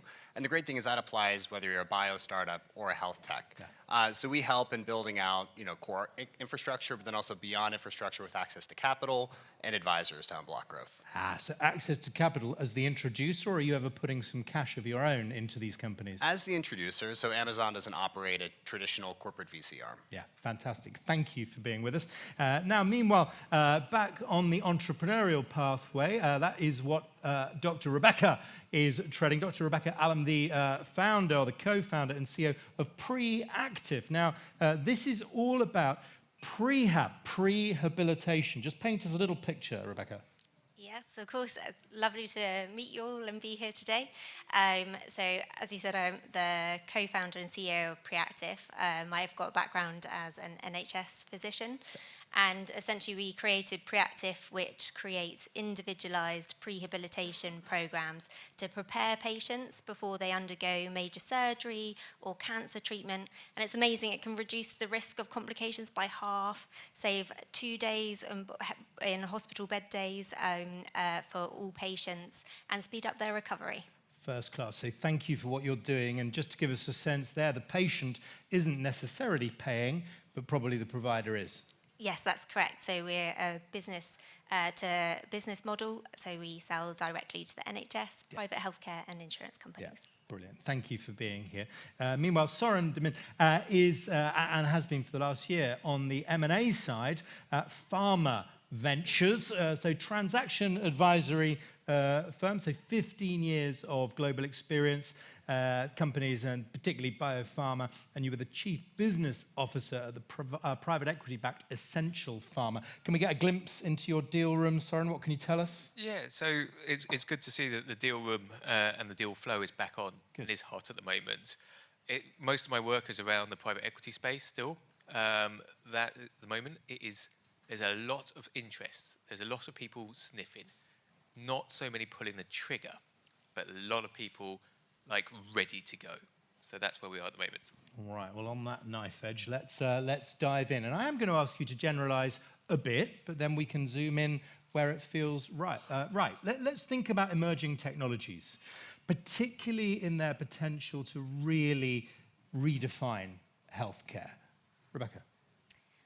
So it's going to be the obvious one. AI is going to completely transform medical care. And I think as a clinician, one of the things that's been really exciting me recently is AI note-taking platforms that have come out. Magic Notes would be a good London-based example. Yeah. Tortoise is another one. Heidi is another one.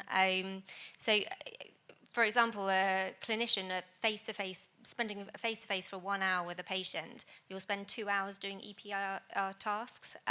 So to really reduce that sort of time burden means that you're freeing up your staff to be able to do more effective. All right, we're going to do a sort of whiz around the three of you. Anything else if I gave you another shot? Rebecca? Oh, sorry. The other one, again, always in the media, is in radiology. It's completely revolutionizing radiology and making it more accurate. Right, so this is alongside the human, understanding what that X-ray, for example, really means. Yeah, exactly. Right, fantastic. Soren? For me, personally, I think we've fundamentally got a problem with procurement, both here in the US. Procurement is completely messed up. So what we're looking at trying to find is new and AI technologies, but actually focused around procurement. And on top of that, when we're looking at the procurement stuff, what we're seeing is people starting to say, all these nice health tech companies like yourself, Rebecca, the consolidation of them to give a single platform to allow a hospital or whoever procure one platform. And so we're seeing more and more consolidation. And I think it's those two pieces together, an advancement in procurement and then the understanding of these technologies, like a lot of yourselves that are developing here, they will get consolidated. And that is the big change. Right. An M&A expert predicting consolidation. What next? I just wonder to what extent that plays out in practice. Here's an equation.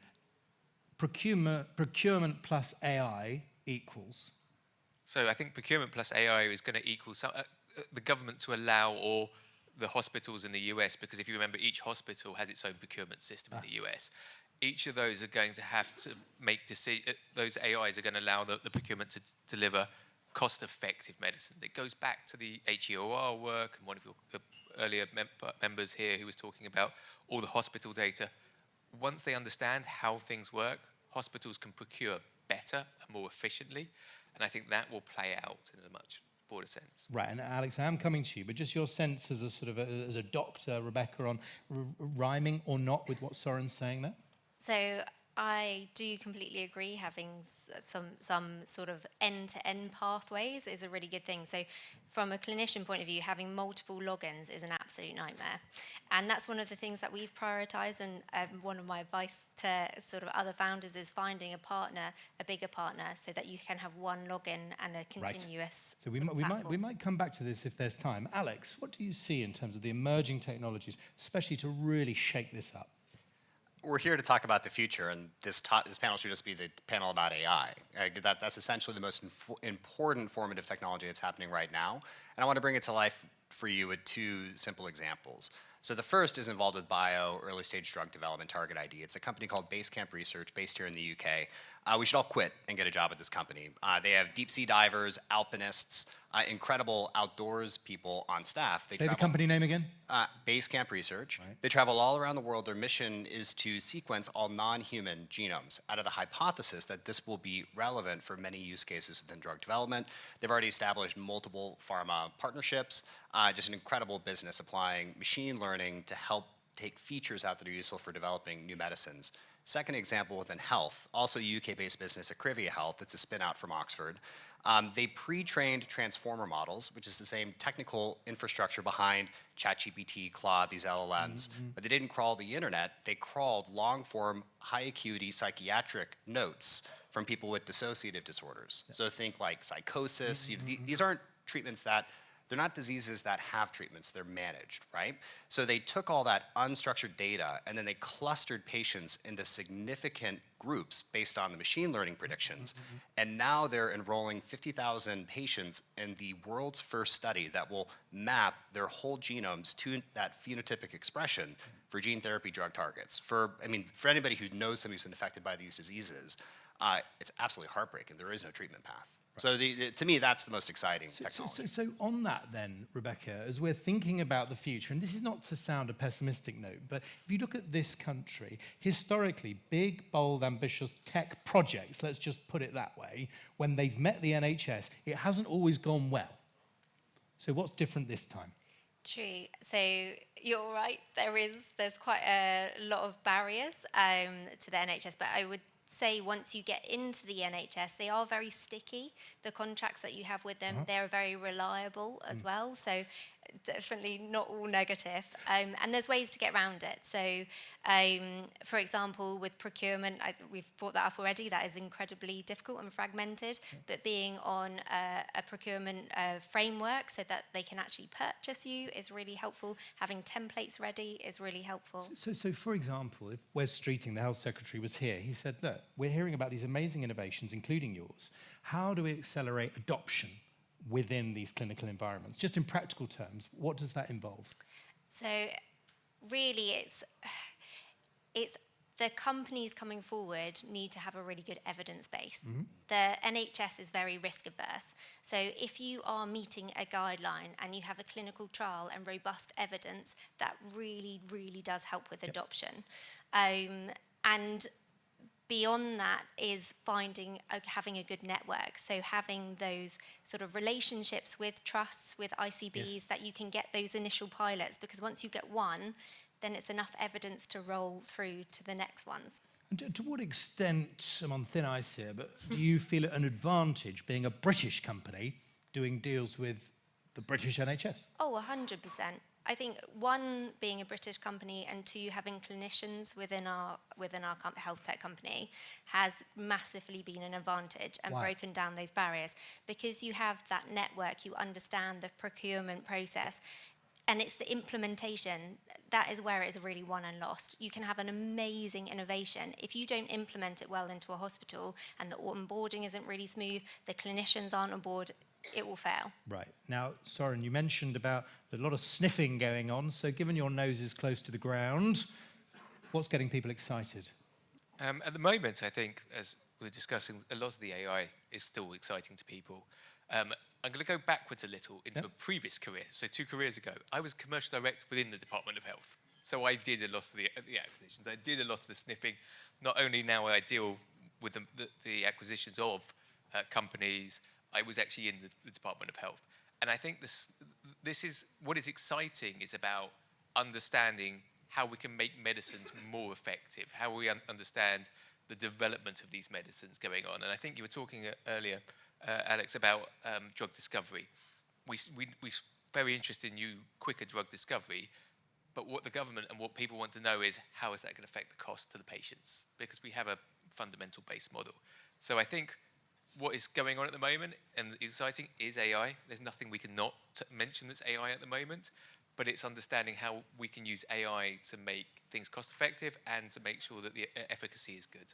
Right. So I wish this was, an hour session. It isn't. Alex, we suspect you have been picking up lessons from the startups you've been working with on how they've grown successfully. Let's ask you to distill a couple of those that they probably wish they'd known earlier. For the health techs, it's about planning for the US from incorporation. So that's absolutely critical. That can take the form of an early involvement in US-based accelerator. For the life sciences companies, there really is benefit to operating on both sides of the pond. For example, a machine learning engineer that's about 3 to 5 years out of school in the UK will cost half of what they will in the Bay Area. So there really are operational efficiencies on capital side of having a split office. Could I put you on the spot about a talent lesson as well? Because I think we've got good stuff on the US connection. What about talent, growing their company? What are they learning the hard way, if you like? I don't think that early stage companies take culture deliberately enough. So at Amazon, we're famous for our deliberate culture. Before Amazon, I worked for 10 years at 2 early stage companies. They both had successful exits. Both were deliberate about their culture. I didn't realize that that was significant in our success until coming to a huge corporation. But really, how does the founding team work? And what is the environment in which they're most successful? How well do they understand that? And how well have they codified that into a set of values that have led recruitment? Is very important. So with only 30 seconds each, if you like, let's come back to regulation, right? I mean, famously, move fast and break things. I mean, A isn't going to work in health. It didn't work so well for Meta, let's just be honest about that. On regulation, be as concise as you like. What will help to speed innovation responsibly so we get more brilliant entrepreneurs deploying their services across these systems? Sorry. I think for regulation, what's going on with pan-Europe with the MHRA and the MHRA itself, I think there's a lot of barriers being broken down in that, and I think that will open up, especially the growth in Europe, less so the US, but the growth in Europe will be much faster. And just say what the MHRA is. The MHRA is the Medical Health Regulatory Agency. So in your sense, that is a positive evolution? It is a positive evolution. Okay, right, so that's an upside. Rebecca? So I would say being able to streamline companies and innovations that are addressing urgent issues so that there's not so many hurdles to get over, so you can get them actually innovated into the hospitals quicker, and having sort of it actually based on the risk of that innovation, so it's lower barriers for sort of low risk innovations to get in early. Right, Alex, I want a final tip from you, but I'd be embarrassed not to ask, Rebecca. Have you got all the money you need? Are you raising? We have just finished a small bridging round, and then later we do have enough money at the moment, but later this year we're looking at sort of end of the financial year, we'll look at a seed Series A. All right, well, we will all keep in touch with you on that. Alex? Everybody should come talk to her at the break. It's an amazing business. So 2 tips on regulatory. So if you're a health tech, do not look at health regulation and evidence generation as a hurdle. Look at it as a moat. So especially in digital health, people want to start with the wellness play. The problem is it's a bloody red competitive ocean. You need to be deliberate at the beginning of finding an academic clinical partner to actually drive a clinical benefit. Yeah. That's the business we're in. Now for a life sciences business, security is job zero. So I mean, you want to go access data from gel or whatever the biobank or the academic clinical operator is. There's the new SDs that are being set up. People have a cavalier attitude with patient data, and the thing is, you won't be able to access it. And if you do, you'll have incredible liability on your balance sheet if you do not build in security from the very beginning. And let's be honest, and I'm going to get told off now, but Rebecca, I'm going to come back to you because it was a way in which effectively the regulation changed that opened up an opportunity to change lives. Just remind us of that change, because that's why you're here. Yes, that's very true. So prehabilitation was sort of gaining more and more evidence over the last sort of 8 years, and we started to say, actually, we want to deliver this in a much more effective way, which is why we harness technology to be able to do that. And then we were very fortunate that the Perioperative Centre of Medicine brought out a guideline that it was sort of out in 2023, but had to be compliant March 2024, that stated that all high-risk patients should have prehabilitation before major surgery. And that's what I would say, again, that's my recommendation to founders. If you've got a guideline that backs your product, that will really help. Right. And another reason to keep these conversations as cross-sector as possible as well. Wish we had a bit longer, we don't. Alex, Rebecca, Soren, thank you very much indeed. Thank you. And I did ask them all if they could stay a little bit as well, and they all can, so please do grab them for further conversations. Thank you. So our final discussion of the day, lots and lots of food for thought, is really about a super hot area, which of course is biotech. Equity financing, little stat here, I hope Henry Ward would corroborate this. £3.5 billion last year in biotech companies. That was a 94% increase on 2023. So this next conversation is about exploring those key ingredients. So I'll tell you who they are, including who the moderator is. We will welcome up to the stage Steve Bates, OBE, who leads the Bioindustry Association. Dr. Janak Gunateleka is the head of health data and analysis at KPMG. And finally, Dr. Lisa Page is in the chair because she is a partner at Pennington's Manches Cooper. Let's welcome them all to the stage. Thank you. Lisa, thank you. Hi, Janak. Good to see you. Thank you.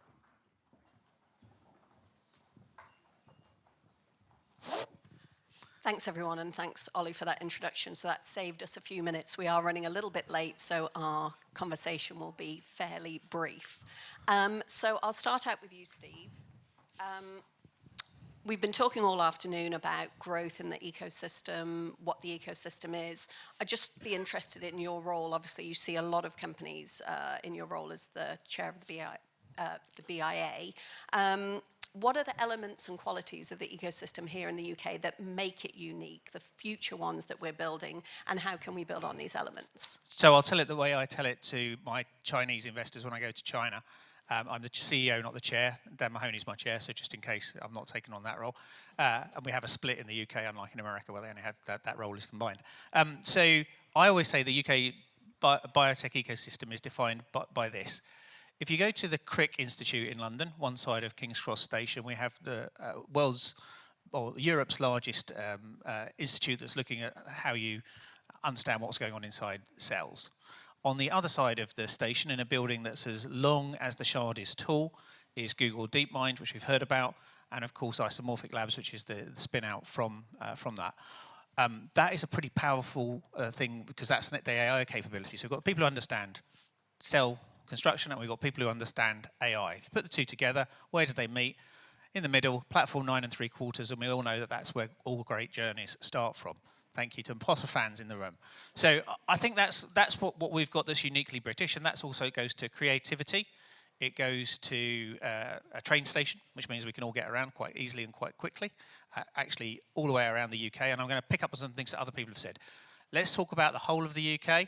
I don't talk about a three-sided thing made out of a particular precious metal for a purpose. I think that you find fantastic stuff in Dundee University. You find fantastic stuff in Audley Park, up in the northwest, and you can be as quickly there as you can anywhere else. And shout out to the Birmingham team, because that's where I'm from. So Very good. Can't not mention them. Yes, so as I said, building on from that, Janak, your sort of role at KPMG is all about data and AI. And in terms of building an ecosystem, what would you say are the most important things to build an ecosystem around AI, and what are some of the challenges? I mean, we've heard some of them already about implementation of AI. Yeah, so let me start with the challenges first, and then I can talk a little bit about some of the things we can do possibly better. So when I think about AI implementation, when you look at some of the household names like Amazon or Uber or Netflix, you can see that they've really embedded AI and really making the best use of it. But when it comes to healthcare, that's not really the case what we see on the ground. And there's kind of obvious reasons for that. It's a very different industry. The stakes are much higher. We're talking about sort of impacting patient lives, etc. The challenges are across sort of three areas. You have people-related challenges, so that's around the trust with AI, which is a huge, huge issue. And also things like whether the clinicians actually have the time to engage, because at the moment there's a lot of operational pressures on the ground. So that's a key factor in terms of implementation of AI as well. The second thing is what I call systems, so the kind of environment into which AI is deployed. So how can AI systems actually truly be integrated with processes that have been around for 20 years, 30 years without disrupting them too much? We've already talked about procurement in the previous panel. Funding is a related issue as well. And the last point is around sort of technology and data. So, AI is really cool, but for it to work, there needs to be some of the more boring things in place. So things like data infrastructure, the quality of the data, being able to access data and to do that in the right way without biases and fairness, etc., all considered. So these are some of the challenges. So I think some of the things we can do better is around better sort of more strategic kind of thinking around some of the data infrastructure at a national level. Like, how do you bring together some of the great assets that we have across different sort of biobanks, different NHS organizations? So that's one thing. We talked about procurement in the previous panel. One thing I wanted to add to that is, because of that sort of real focus on financial pressures at the moment, what we are seeing is there's a lot of decisions are made on a very short-term basis. Like, okay, is this going to save money in this financial year?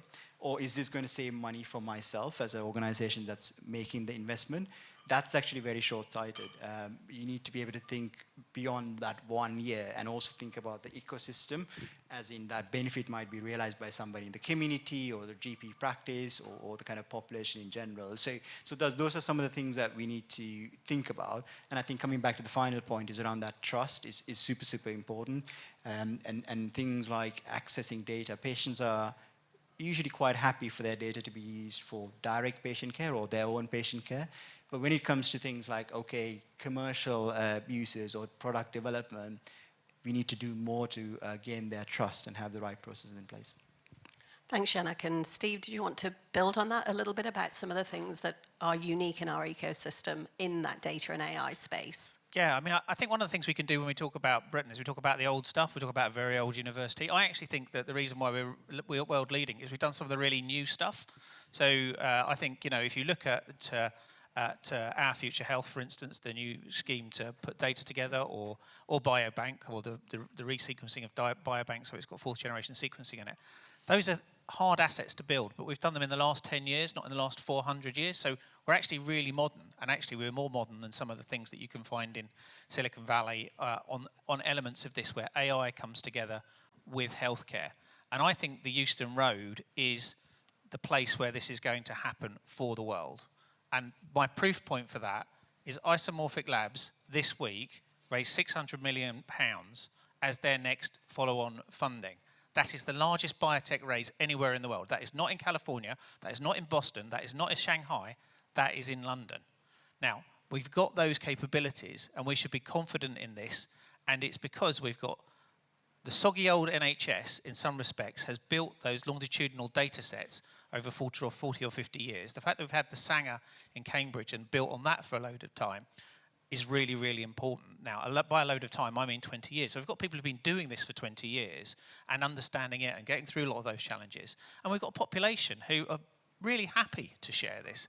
I think we should be, so, if you're in Our Future Health, you're going to put your data in, and what you get out at the end of it is you're going to get polygenic risk score done by Genomics PLC. So you're going to understand whether you need to go practically for your bowel screening earlier, or whether you can probably have a few years off certain types of screening. So there's some practical outputs from this, and it's that combination of investment in AI and a healthcare system that's got longitudinal data in it, which gives us a strategic competitive advantage as an ecosystem.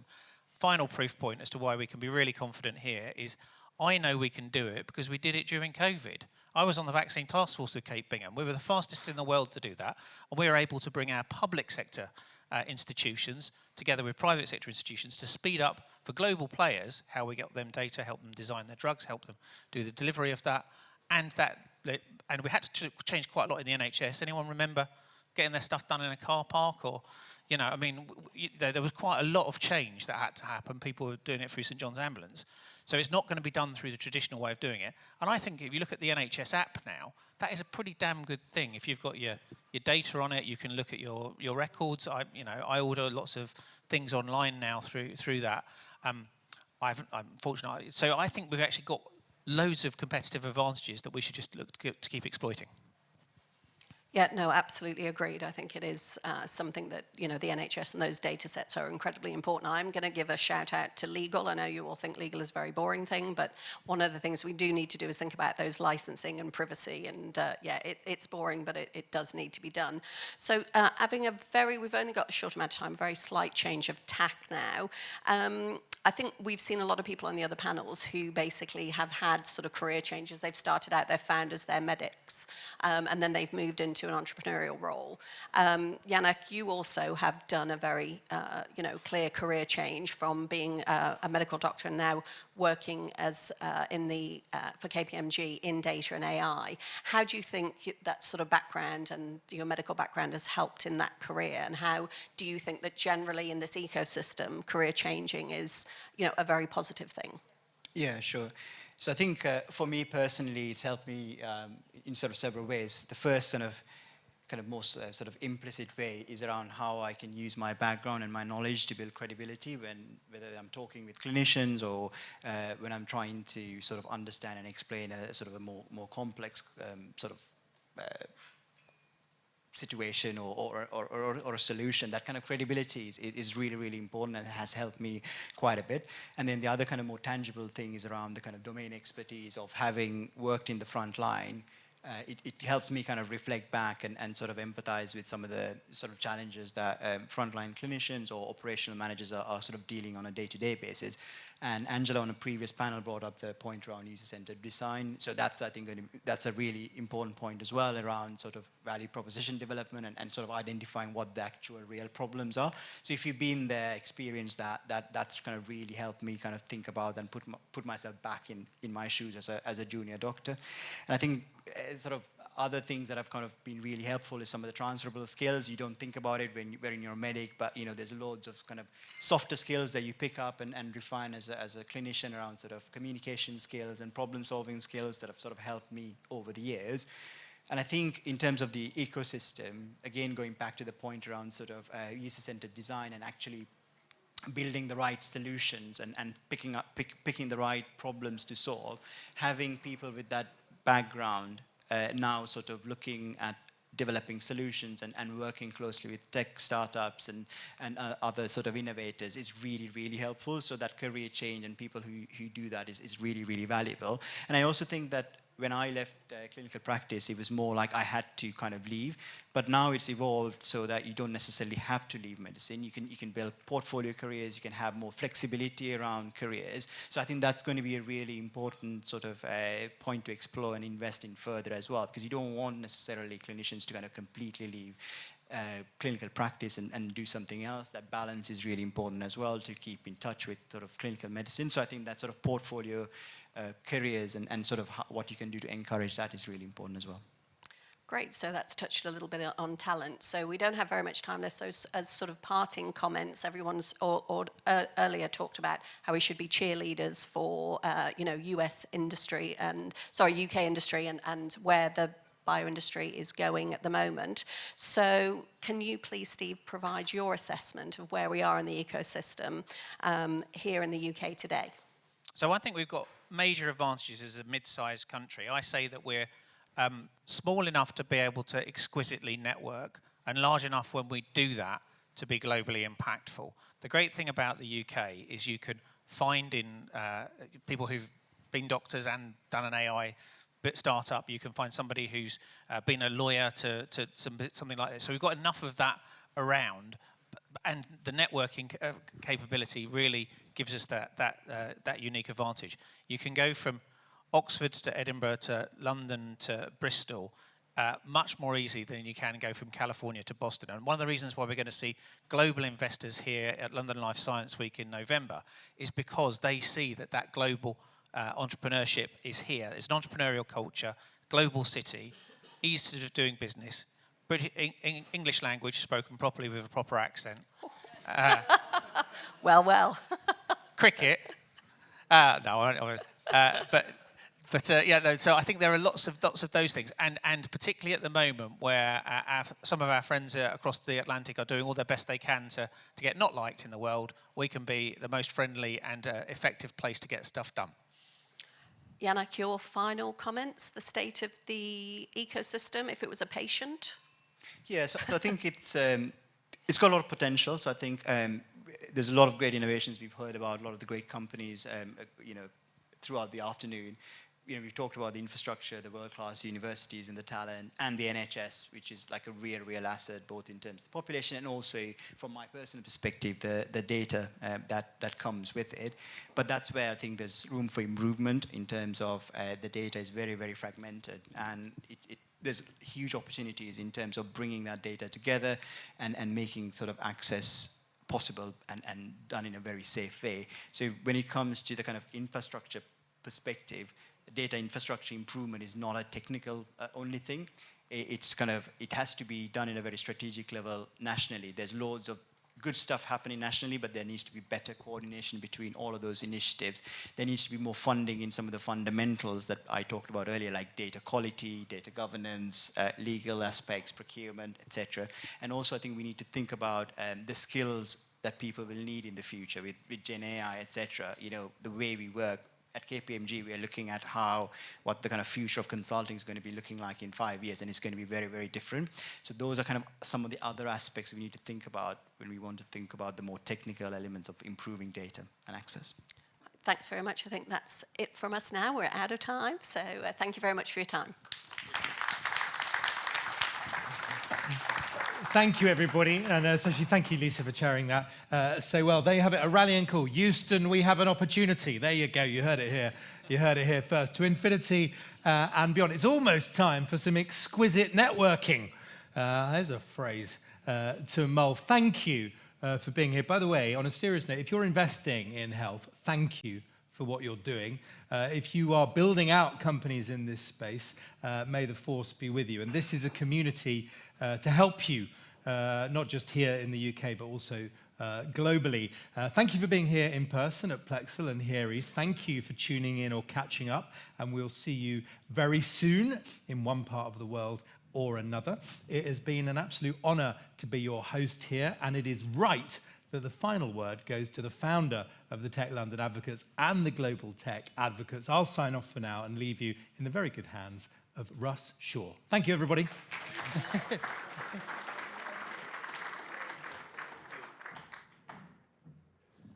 Right, fellow advocates, thank you for being with us today, and for those watching on the live stream, thank you for watching. I really hope you have a better appreciation and understanding of both the opportunities and challenges that we see in the UK health tech and life sciences sector. And I was just completely wowed by the content that we've had throughout all of the panels, so a huge thank you. So thank you to Ollie, to the speakers, to all of the sponsors, including Here East and Beauhurst, along with KPMG, Future Energy Ventures, Pennington's Manchester Cooper, Spencer West, Hiscox, Hamilton Lee, Spencer Stewart, Google Cloud, Vorbos, Vanta, NAR Labs, and Lloyd's Banking Group. We really could not do these events and activities without their generosity and their support.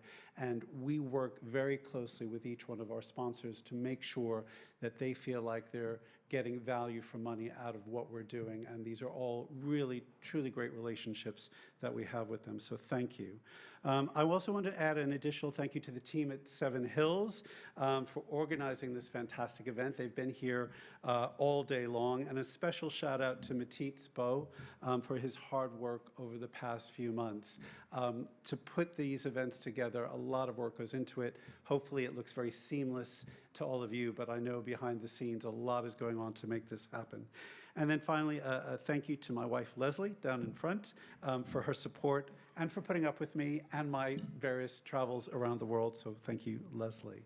Let me just close with some announcements about what's on the horizon. So today's event forms the start of a campaign that we want to implement to promote the great innovation in UK health tech and life sciences, working with Bob and Skip from the GTA HealthTech Group.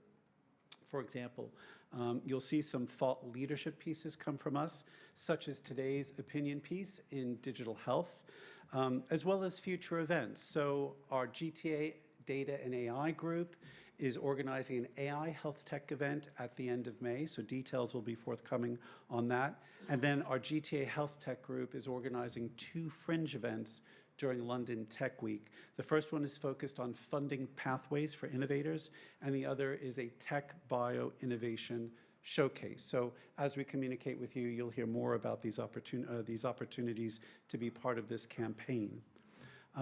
As I mentioned in my opening, Global Tech Advocates turns 10 this year, and we're celebrating at Copenhagen City Hall on Friday, the 25th of April. Jeanette Carlson, who leads our Tech Nordics Advocates Group, is organizing the event as our Nordics group also turns 10 this year. The Mayor of Copenhagen will open the gathering, and we have many GTA leaders joining us from Nordics, UK, Netherlands, France, Italy, India, Nigeria, China, Malaysia, Florida, Singapore. You get the picture. It's going to be a GTA Jamboree in Copenhagen, so if you're interested in joining us, please let me know.